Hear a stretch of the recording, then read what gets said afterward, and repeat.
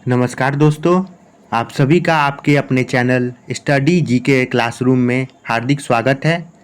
आज हम आपको प्राचीन भारत में बुद्ध धर्म से जुड़े हुए प्रश्न कराएंगे। आज का प्रश्न सेट नंबर दूसरा है। तो एक बौद्ध धर्म का पहला हम करा चुके हैं, ये दूसरा सेट है, उसी के बौद्ध धर्म से संबंधित ही हैं। तो 50 से 60 क्वेश्चन इसमें रहेंगे। तो चलिए शुरू करते हैं हम लोग। सत्य की खोज में बुद्ध को किस स्थान पर पीपल वृक्ष के नीचे ज्ञान प्राप्त हुआ था? तो सत्य की खोज में बुद्ध को किस स्थान पर पीपल के वृक्ष के नीचे ज्ञान प्राप्त हुआ था?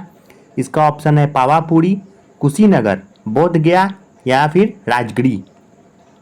तो आप लोग बताइएगा इसका आंसर क्या होगा, कमेंट में बताइएगा आप लोग इसका आंसर क्या होगा। तो सत्य की खोज में बुद्ध को जो है वो बोध गया स्थान पर ही पीपल के वृक्ष के नीचे ज्ञान की प्राप्ति हुआ था। तो चलते हैं हम लोग नेक्स्ट क्वेश्चन पे। महात्मा बुद्ध निम्न में से क्या नहीं मानते थे? महात्मा बुद्ध निम्न में से क्या नहीं मानते थे? ऑप्शन है अहिंसा, ईश्वर की सत्यता, अस्तेय या फिर अपरिग्रह। इसका सही उत्तर आप लोग बताइए क्या होगा। महात्मा बुद्ध निम्न में से क्या नहीं मानते थे? तो ईश्वर की सत्यता को महात्मा बुद्ध मान्यता नहीं देते थे। तो महात्मा बुद्ध ईश्वर की सत्यता को मान्यता नहीं देते थे। चलते हैं हम लोग नेक्स्ट क्वेश्चन पे। किसका प्रथम धर्मोपदेश धर्मचक्र परिवर्तन सूत्र कहलाया? तो किसका प्रथम धर्मोपदेश धर्मचक्र परिवर्तन सूत्र कहलाता है? महात्मा बुद्ध का उपदेश जो है वो धर्मचक्र परिवर्तन के नाम से जाना जाता है। चलते हैं नेक्स्ट क्वेश्चन पे। धार्मिक ग्रंथ त्रिपिटक किस धर्म से संबंधित है? धार्मिक ग्रंथ जो है त्रिपिटक किस धर्म से संबंधित है? ऑप्शन है आपका यहूदी धर्म, बौद्ध धर्म, इस्लाम धर्म या फिर जैन धर्म। क्या होगा इसका आंसर आप लोग कमेंट में बताइएगा। और साथियों चैनल को लाइक, सब्सक्राइब और शेयर जरूर कीजिएगा। यहाँ पे आपको सभी तरह के प्रश्न मिलेंगे और ये सभी प्रीवियस ईयर से ही लिए गए हैं। कोई ग्रुप डी से पूछा गया है, कोई फिर रेलवे ALP है, NTPC है, SSC है, SSC GD है। बहुत से सवाल, बहुत से एग्ज़ाम के पॉइंट ऑफ व्यू से ही ये क्वेश्चन उठाया गया है और सभी ये प्रीवियस ईयर से ही लिए गए हैं। तो धार्मिक ग्रंथ त्रिपिटक किस धर्म से संबंधित है? यहूदी धर्म, बौद्ध धर्म, इस्लाम धर्म या फिर जैन धर्म। तो इसका सही उत्तर बौद्ध धर्म हो जाएगा। तो धार्मिक ग्रंथ त्रिपिटक जो है बौद्ध धर्म से संबंधित है। चलते हैं हम लोग नेक्स्ट क्वेश्चन पे। किसका गणतंत्र में बुद्ध ने महापरिनिर्वाण प्राप्त किया था? किसके गणतंत्र में बुद्ध ने महापरिनिर्वाण प्राप्त किया था? तो इसका सही ऑप्शन है मल्लो के, लिच्छवियों के, शाक्यों के या फिर पालों के। इसका सही उत्तर क्या हो जाएगा? मल्लो के। महापरिनिर्वाण मतलब हो गया अपना शरीर को त्यागना। तो किसके गणतंत्र में बुद्ध ने महापरिनिर्वाण प्राप्त किया था? मल्लों के गणतंत्र में। चलते हैं हम लोग नेक्स्ट क्वेश्चन पे। बुद्ध के उपदेशों का संग्रह क्या कहलाता है? बुद्ध के उपदेशों का संग्रह क्या कहलाता है? ऑप्शन है बुद्ध चरित्र, सूत पिटक, अभिधम्म पिटक या फिर विनय पिटक। बुद्ध के उपदेश क्या कहलाता है? बुद्ध के उपदेशों का संग्रह क्या कहलाता है साथियों? इसका ऑप्शन है बुद्ध चरित्र, सूत पिटक, अभिधम्म पिटक या फिर विनय पिटक। तो इसका सही उत्तर सूत पिटक हो जाएगा। तो बुद्धों के उपदेश का संग्रह सूत पिटक से प्राप्त हुआ है। अशोक ने इन सभी में से कौन सा धर्म अपनाया? बौद्ध धर्म, जैन धर्म, इस्लाम धर्म या फिर ईसाई धर्म। तो अशोक ने सभी में से बौद्ध धर्म को अपनाया था। और ये कब अपनाया था ये मालूम होगा आप लोग को? कलिंग युद्ध के बाद अपनाया था अशोक ने, बौद्ध धर्म अपनाया था। चलते हैं हम लोग अगले क्वेश्चन पे। निम्नलिखित में से कौन बुद्ध धर्म एवं जैन धर्म का पर्याय है? निम्नलिखित में से कौन बुद्ध धर्म एवं जैन धर्म का पर्याय है? ऑप्शन है अहिंसा, हिंसा, उपवास या फिर पूजा विधि।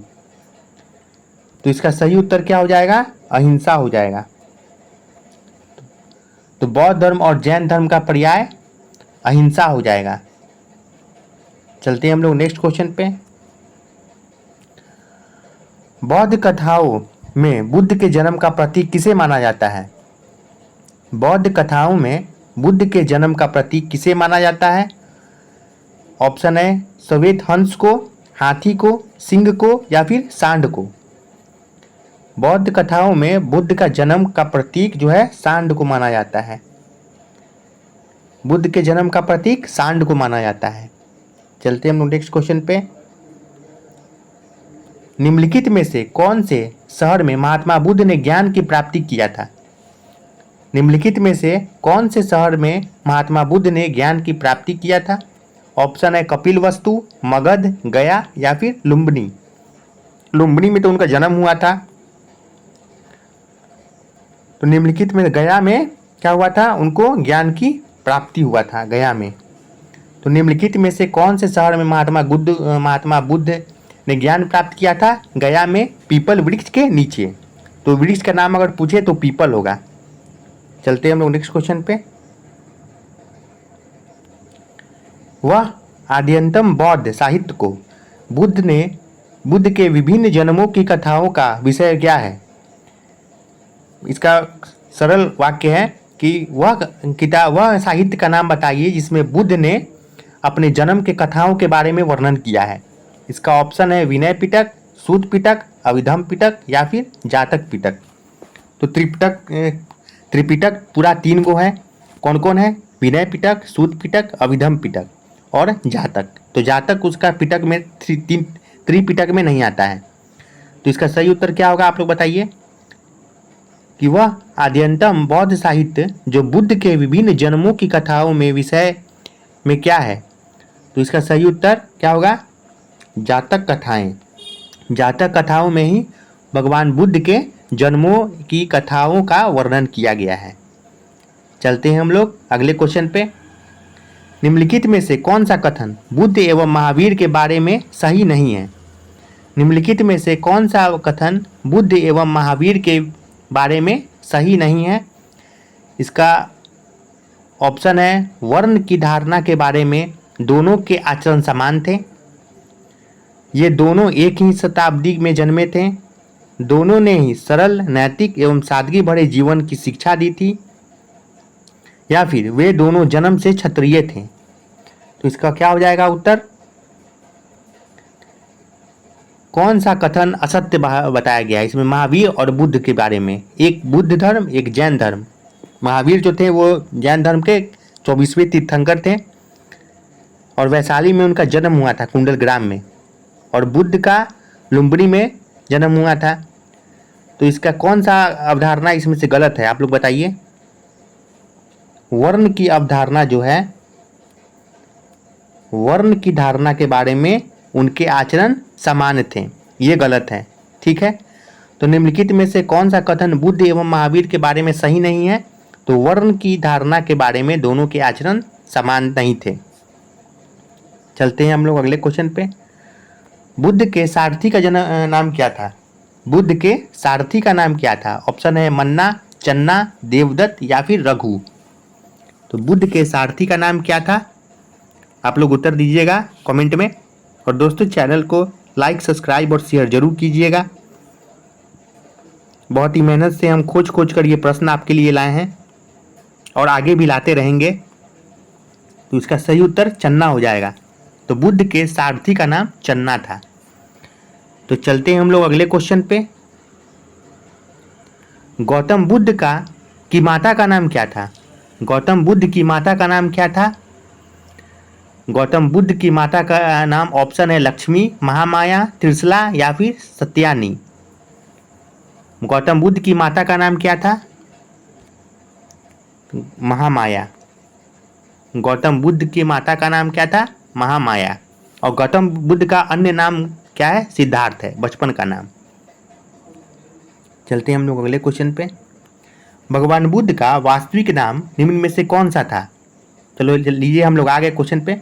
तो भगवान बुद्ध का वास्तविक नाम कौन सा था? सिद्धार्थ, तथागत, गौतम या फिर बौधायन? क्या था आप लोग बताइए ऑप्शन। ऑप्शन ए हो जाएगा सिद्धार्थ। भगवान बुद्ध का वास्तविक नाम या फिर बचपन का नाम सिद्धार्थ था। और बुद्ध नाम सिद्धार्थ का बुद्ध नाम कब पड़ा? तो जन्म जब उन्होंने ज्ञान प्राप्त किया था तब उनका नाम बुद्ध पड़ गया था, गौतम बुद्ध पड़ गया था। चलते हैं हम लोग अगले क्वेश्चन पे। बुद्ध धर्म को प्रोत्साहन देने वाला पहला शाही राजा कौन था? तो बुद्ध धर्म को प्रोत्साहन देने वाला पहला शाही राजा कौन था? इसका सही उत्तर ऑप्शन सी हो जाएगा, अशोक। तो अशोक ने ही बुद्ध धर्म को प्रोत्साहन दिया था। चलते हैं हम लोग अगले क्वेश्चन पे। कौन सी परिषद में अभिधम्म पिटक की रचना हुई है? कौन से परिषद में अभिधम्म पिटक की रचना हुई है? बहुत ही महत्वपूर्ण सवाल। कौन सी परिषद में अभिधम्म पिटक की रचना हुई है? ऑप्शन है कश्मीर परिषद, राजगिरी परिषद, वैशाली परिषद या फिर पाटलिपुत्र परिषद। तो इसका सही उत्तर पाटलिपुत्र परिषद हो जाएगा। तो कौन सी परिषद में अभिधम्म पिटक की रचना हुई है? पाटलिपुत्र परिषद। और एक बात याद रखिएगा कि इसमें आप अगर परिषदों की बात करते हैं, समिट की बात करते हैं, मतलब बुद्ध की समिट के बारे में, इसको इंग्लिश में समिट कहते हैं और हिंदी में परिषद। तो बुद्ध के परिषद एक कोड याद रख लीजिए, RVPK। राजगीर, वैशाली, पाटलिपुत्र और कश्मीर का कुंडलग्राम। ठीक है, चलते हैं हम लोग नेक्स्ट क्वेश्चन पे साथियों। बुद्ध के सारनाथ के पहले प्रवचन को कैसे वर्णित किया जाता है? बुद्ध के सारनाथ के पहले प्रवचन को कैसे वर्णित किया जाता है? इसका ऑप्शन है धर्मचक्र परिवर्तन, धम्मचक्र परिवर्तन, धर्म समागम या फिर मध्य समागम। तो इसका सही उत्तर क्या होगा आप लोग बताइए। धर्मचक्र परिवर्तन होगा, ऑप्शन नंबर बी। तो बुद्ध के सारनाथ के पहले प्रवचन को धर्मचक्र परिवर्तन के नाम से जाना जाता है। और सारनाथ में ही बुद्ध ने पहला उपदेश भी दिया था। कहाँ पे दिया था? सारनाथ में भगवान बुद्ध ने पहला उपदेश दिया था। निम्नलिखित में से कौन सी बात बुद्ध धर्म तथा जैन धर्म में समान नहीं है? निम्नलिखित में से कौन सी बात बुद्ध धर्म तथा जैन धर्म में समान नहीं है? ऑप्शन है अहिंसा, वेदों के प्रति उदासीनता, आत्मदमन या फिर रीति व रिवाजों की अस्वीकृति। तो निम्नलिखित में से कौन सी बात बौद्ध धर्म तथा जैन धर्म के समान नहीं है? अहिंसा, वेदों के प्रति उदासीनता, आत्मदमन या फिर रीति व रिवाजों की अस्वीकृति। तो इसका सही उत्तर आत्मदमन हो जाएगा। इसका सही उत्तर क्या हो जाएगा? आत्मदमन में ही बौद्ध धर्म तथा जैन धर्म में समान नहीं है। तो चलते हैं हम लोग नेक्स्ट क्वेश्चन पे। गौतम बुद्ध को एक देवता का स्थान किस राजा के युग में प्राप्त हुआ? यह भी बेहद ही महत्वपूर्ण सवाल है। गौतम बुद्ध को एक देवता का स्थान किस राजा के युग में प्राप्त हुआ? अशोक, कनिष्क, चंद्रगुप्त, विक्रमादित्य या फिर हर्षवर्धन। ऑप्शन है अशोक, कनिष्क, चंद्रगुप्त, विक्रमादित्य या फिर हर्षवर्धन। इसका सही उत्तर कनिष्क हो जाएगा। कनिष्क के काल में ही बुद्ध को देवता का स्थान प्राप्त हुआ था। कनिष्क के काल में राजगिरी में ये परिषद हुआ था उसका। चलते हैं नेक्स्ट क्वेश्चन पे। बोध गया में महाबोधि मंदिर बनाया गया जहाँ पे क्या था? बौद्ध धर्म में महाबोधि मंदिर बनाया गया जहाँ पर क्या था? ऑप्शन है गौतम बुद्ध जहाँ पे जन्म लिए थे या फिर पैदा हुए थे, गौतम बुद्ध को ज्ञान प्राप्ति हुआ था, गौतम बुद्ध ने अपना प्रथम प्रवचन दिया था या फिर गौतम बुद्ध की मृत्यु हुई थी। इसका सही उत्तर क्या हो जाएगा? गौतम बुद्ध को ज्ञान प्राप्त हुआ था। महाबोधि मंदिर वहीं पर बनवाया गया था, पीपल वृक्ष के नीचे हुआ था और गया में हुआ था, इसीलिए उसे बोधि गया भी कहते हैं, बौद्ध गया भी कहते हैं। चलते हैं नेक्स्ट सवाल पर हम लोग।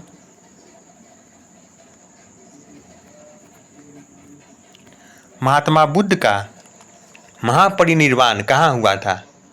महात्मा बुद्ध का महापरिनिर्वाण कहाँ हुआ था? ऑप्शन है लुम्बिनी, बोधगया, कुशीनगर या फिर कपिलवस्तु।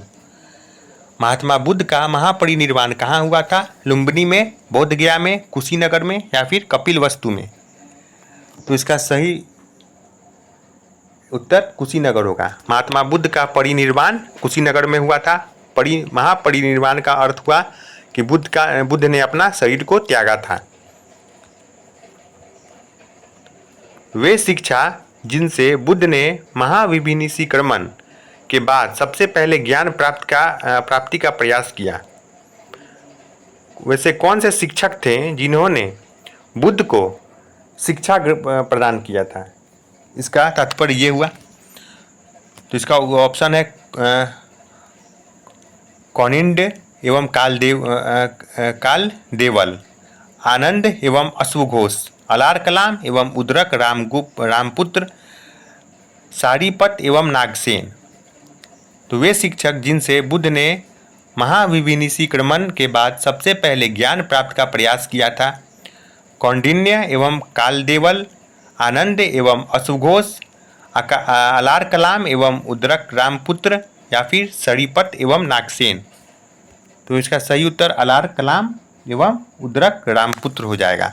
ठीक है, तो इन्हीं दोनों शिक्षक ने महात्मा बुद्ध को उपदेश दिया था, ज्ञान दिया था, शिक्षा ग्रहण करने में इनकी मदद की थी।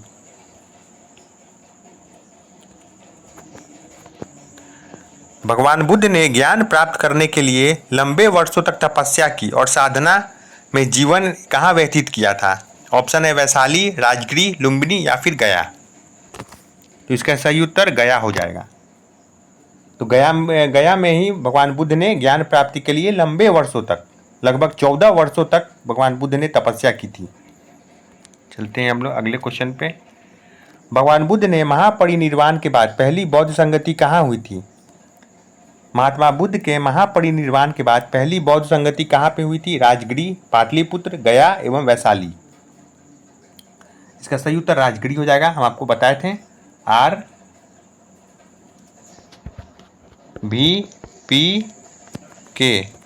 पहली राजगीर में, दूसरी वैशाली में, तीसरी पाटलिपुत्र में, चौथी कश्मीर में। बुद्ध के उपदेश किससे संबंधित है? आत्मा संबंधित विवाद, ब्रह्मचर्य विवाद, धार्मिक कर्मकांड या फिर आचरण की शुद्धता व पवित्रता। तो बुद्ध के उपदेश जो है किससे संबंधित है, आप लोग बताइए। आचरण से संबंधित है, आचरण की शुद्धता एवं पवित्रता से। तो बुद्ध के उपदेश किससे संबंधित है? आचरण की शुद्धता एवं पवित्रता से। चलते हैं नेक्स्ट क्वेश्चन पे। मृगदाव सारनाथ में बुद्ध द्वारा दिया गया प्रथम उपदेश निम्न में से किस नाम से जाना जाता है? सारनाथ में बुद्ध द्वारा दिया गया प्रथम उपदेश निम्न में से किस नाम से जाना जाता है? ऑप्शन है महाविभिन्नीकरण, धर्म चक्र परिवर्तन, धर्म ज्ञात दर्शन, धर्म चक्र सूत्र। इसका सही उत्तर क्या हो जाएगा? धर्म चक्र परिवर्तन। भगवान बुद्ध का प्रथम उपदेश को धर्म चक्र परिवर्तन कहा जाता है। चलते हैं नेक्स्ट क्वेश्चन पे। संसार अस्थिर एवं क्षणिक है, निम्न में से किससे संबंधित है? संसार स्थिर एवं क्षणिक है, निम्न में से किससे संबंधित है? ऑप्शन है बुद्ध, जैन, गीता एवं वेदांत। तो ऑप्शन आंसर होगा बौद्ध धर्म। ठीक है, बौद्ध ने ही कहा था संसार अस्थिर एवं क्षणिक है। चलते हैं नेक्स्ट क्वेश्चन पे। गौतम बुद्ध के बारे में निम्न में से क्या सत्य है? वे कर्म में विश्वास करते थे, आत्मा का शरीर एवं परिवर्तन मानते थे, निर्वाण प्राप्त में विश्वास करते थे या ईश्वर की सत्यता में विश्वास करते थे। इसका ऑप्शन है वे कर्म में विश्वास करते थे, आत्मा का शरीर में परिवर्तन मानते थे, निर्वाण प्राप्ति में विश्वास करते थे या फिर ईश्वर की सत्यता में विश्वास करते थे। तो हम लोग जहाँ तक अभी तक पढ़े हैं, ईश्वर की सत्यता को तो विश्वास नहीं करते थे। तो इसका सही उत्तर हो जाएगा वे कर्म में विश्वास करते थे, वे आत्मा के शरीर में परिवर्तन मानते थे एवं निर्वाण प्राप्त करने में विश्वास करते थे। तो चलते हैं हम लोग, इसका सही उत्तर ए हो जाएगा। 1 2 3। चलते हैं हम लोग अगले क्वेश्चन पे साथियों। सारनाथ में अपना प्रथम प्रवचन किसने दिया था? सारनाथ में अपना प्रथम प्रवचन किसने दिया था? बुद्ध ने दिया था। सारनाथ में अपना प्रथम प्रवचन गौतम बुद्ध ने दिया था, और गौतम बुद्ध को ही लाइट ऑफ एशिया कहा जाता है। Light of Asia. तो बुद्ध तथा जैन दोनों ही धर्म विश्वास करते हैं किसमें? कर्म तथा पुनर्जन्म के सिद्धांत सही है, मृत्यु के पश्चात ही मोक्ष संभव है, स्त्री तथा पुरुष दोनों ही मोक्ष प्राप्त कर सकते हैं, या फिर जीवन में मध्यम मार्ग सर्वश्रेष्ठ है। तो इसका सही उत्तर क्या हो जाएगा?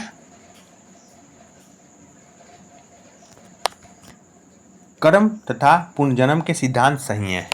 तो बौद्ध और जैन दोनों जो है वो कर्म तथा पुनर्जन्म में विश्वास करते थे। चलते हैं हम लोग नेक्स्ट क्वेश्चन पे साथियों। निम्नलिखित में से किस बौद्ध ग्रंथ में संघ जीवन के नियम प्राप्त हैं? ये अच्छा क्वेश्चन है। निम्नलिखित में से किस बौद्ध ग्रंथ में संघ जीवन के नियम प्राप्त होते हैं? दीघ निकाय, विनय पिटक, अभिधम पिटक या फिर विभाषा शास्त्र। तो निम्नलिखित में से किस बौद्ध ग्रंथ में संघ जीवन के नियम प्राप्त होते हैं? इसका सही उत्तर विनय पिटक हो जाएगा। तो विनय पिटक में ही बौद्ध ग्रंथ में संघ जीवन का नियम प्राप्त हुआ है। चलते हैं अगले क्वेश्चन पे। बौद्ध धर्म के विषय में कौन से कथन सही है? उनके वर्ण एवं जाति को अस्वीकार नहीं किया, उसके ब्राह्मण वर्ग की सर्वोच्च सामाजिक कोटि को चुनौती दी, या फिर उसने कछुक शिल्पों का निम्न माना। कुछ एक शिल्पों को निम्न माना। इसका उत्तर क्या हो जाएगा आप लोग बताइए? 1 2 और 3 सी हो जाएगा। तीनों सही है इसमें। ये भी सही है, ये भी सही है, ये भी सही है। चलते हैं हम लोग नेक्स्ट क्वेश्चन पे साथियों। चैनल को एक बार लाइक, सब्सक्राइब और शेयर जरूर कीजिएगा। आप लोगों को ये बहुत ही मेहनत से प्रश्न हम सभी प्रीवियस ईयर से छाट कर लाए हैं आप लोगों के लिए।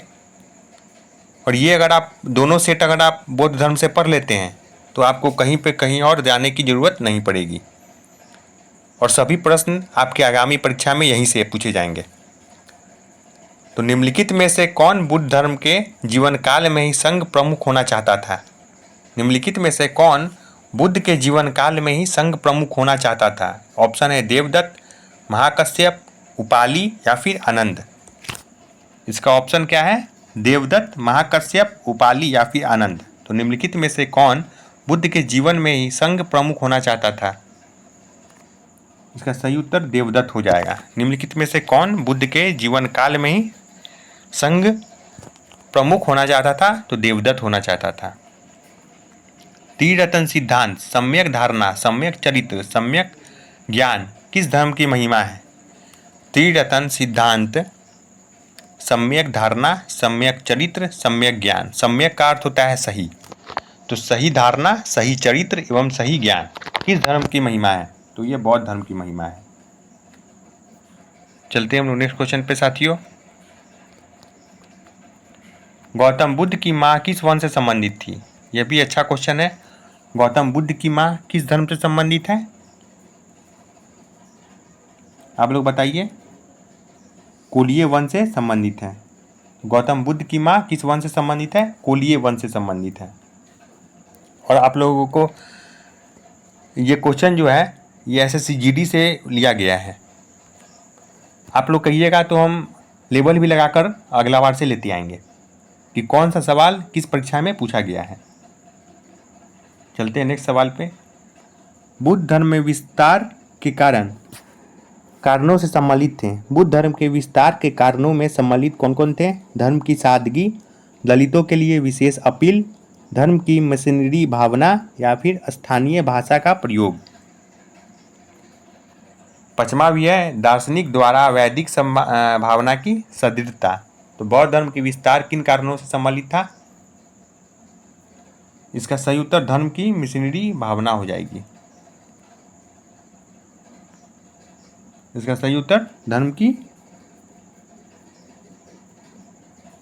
इसका सही उत्तर जो है धर्म की सादगी हो जाएगी। तो धर्म का, बौद्ध धर्म का विस्तार जो है धर्म की सादगी से संबंधित है। चलने हम लोग नेक्स्ट क्वेश्चन में चलते हैं। इसका सही उत्तर ए, बी और सी हो जाएगा। ए, बी और सी हो जाएगा इसका सही उत्तर। तो चलते हैं हम लोग नेक्स्ट क्वेश्चन पे। बौद्ध संघ में भिक्षुणु के रूप में स्त्रियों के प्रवेश की अनुमति बुद्ध द्वारा दी गई थी। किस बौद्ध संघ में दी गई थी ये बताइए। अच्छा क्वेश्चन है ये भी। बौद्ध संघ में भिक्षुणु के रूप में स्त्रियों को भी प्रवेश की अनुमति दी गई थी। किस संघ में दी थी, किस समिति में दी गई थी, या फिर यूँ कहे तो किस परिषद में दी गई थी। वैशाली परिषद में दी गई थी। तो वैशाली परिषद में ही भिक्षुणु के रूप में स्त्रियों के प्रवेश की अनुमति बुद्ध द्वारा दी गई थी। चलते हैं हम लोग अगले क्वेश्चन पे। बुद्ध ने सर्वाधिक उपदेश दिए थे, कहाँ पे दिए थे। अच्छा क्वेश्चन है ये भी। ये आपके एसएससी जीडी में पिछला बार पूछा गया था। तो बुद्ध के सर्वाधिक उपदेश कहाँ दिए गए थे। श्रावस्ती में दिए गए थे। तो बुद्ध के सर्वाधिक उपदेश कहाँ दिए गए थे, श्रावस्ती में। चलते हैं हम लोग अगले क्वेश्चन पे। निम्नलिखित में से कौन सा बुद्ध पवित्र स्थल निरंजना नदी पर स्थित है। निम्नलिखित में से कौन सा बुद्ध पवित्र स्थल निरंजना नदी पर स्थित है। तो आप लोग बताइए। इसका सही उत्तर बोध गया हो जाएगा। इसका सही उत्तर क्या हो जाएगा, बोध गया। तो निम्नलिखित में से बौद्ध पवित्र स्थल निरंजना नदी बोध गया पर ही स्थित है। चलते हैं हम लोग नेक्स्ट क्वेश्चन पे। गौतम बुद्ध द्वारा अपने धर्म में दीक्षित किया जाने वाला अंतिम व्यक्ति निम्न में से कौन था। गौतम बुद्ध द्वारा अपने धर्म में दीक्षित किया जाने वाला अंतिम व्यक्ति निम्नलिखित में से कौन था। ऑप्शन है आनंद, शरीपुत्र, मंगोलान या फिर सुभद्र। तो इसका सही उत्तर सुभद्र हो जाएगा, ऑप्शन नंबर डी। तो सुभद्र द्वारा ही गौतम बुद्ध को अपने धर्म दीक्षित किया जाने वाला अंतिम व्यक्ति था। सुभद्र को ही गौतम बुद्ध ने दीक्षित किया था सबसे अंतिम में। चलते हैं हम लोग अगले क्वेश्चन पे। त्रिपिटक निम्नलिखित में से किससे संबंधित है।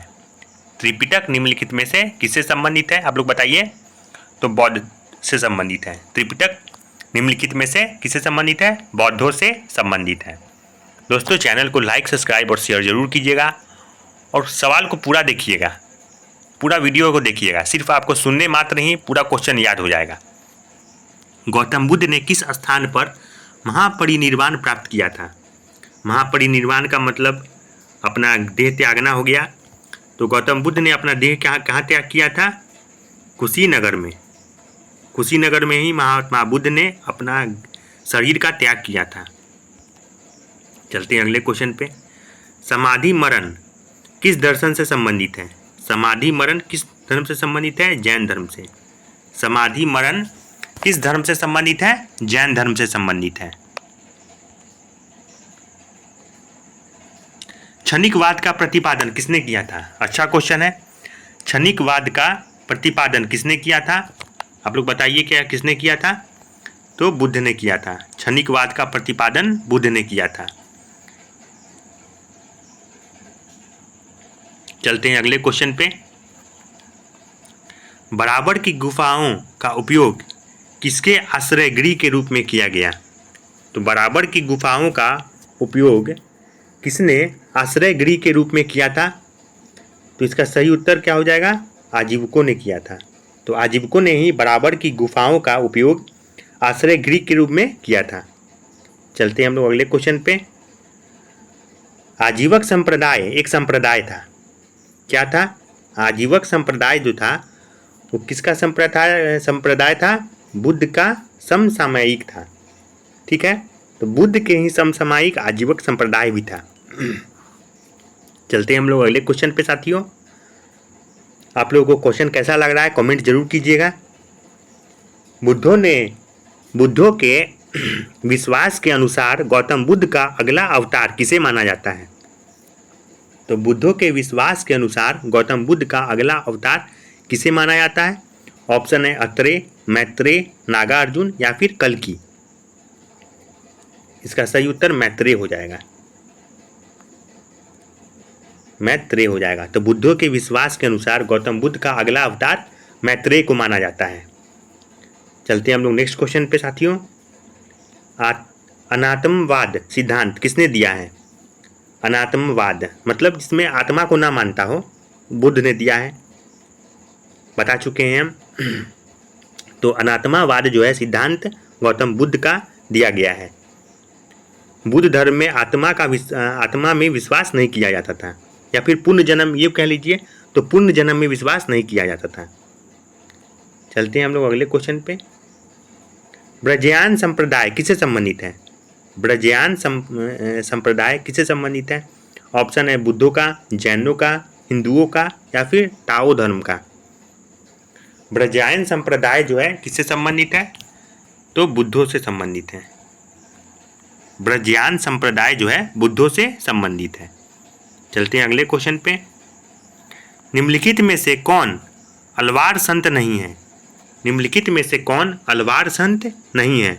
ऑप्शन है पोएगई, तिरुज्ञान, पूरम, या फिर तिरुमंगई। इसका सही उत्तर क्या हो जाएगा? तिरुज्ञान हो जाएगा। तो निम्नलिखित में से कौन अलवर संत नहीं है, अलवार संत नहीं है? तो तिरुज्ञान संत, अलवार संत नहीं है। चलते हैं अगले क्वेश्चन पे। आजीवक संप्रदाय के संस्थापक कौन है? ये फिर अच्छा क्वेश्चन है दोस्तों। आजीवक संप्रदाय के संस्थापक कौन थे? इसका ऑप्शन है आनंद, रघुला भद्र, मखली चंद्र गोसाल, या फिर उपाली।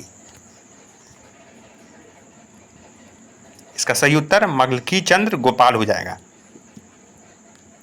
मखली चंद्र गोसाल। तो आजीवक संप्रदाय का संस्थापक मखली चंद्र गोसाल को माना जाता है। चलते हैं अगले क्वेश्चन पे। भागवत संप्रदाय के विकास में निम्न में से किसका योगदान अत्यधिक था? भागवत संप्रदाय के विकास में निम्नलिखित में से किसका योगदान अत्यधिक था? तो इसका सही उत्तर क्या हो जाएगा? आप लोग बताइए, कमेंट में बताइएगा साथियों। गुप्त वंश का जो है योगदान भागवत धर्म संप्रदाय के विकास में सबसे ज़्यादा था। ठीक है, तो चलते हैं अगले क्वेश्चन पे। वासुदेव कृष्ण की पूजा सर्वप्रथम किसने प्रारंभ की थी? ऑप्शन है भागवतों ने, वैदिक आर्यों ने, तमिलों ने, या फिर आभीरों ने। तो इसका सही उत्तर क्या हो जाएगा? आप लोग बताइए। भागवतों ने की थी। तो वासुदेव कृष्ण की पूजा जो है सर्वप्रथम भागवतों ने शुरू की थी। चलते हैं अगले क्वेश्चन पे।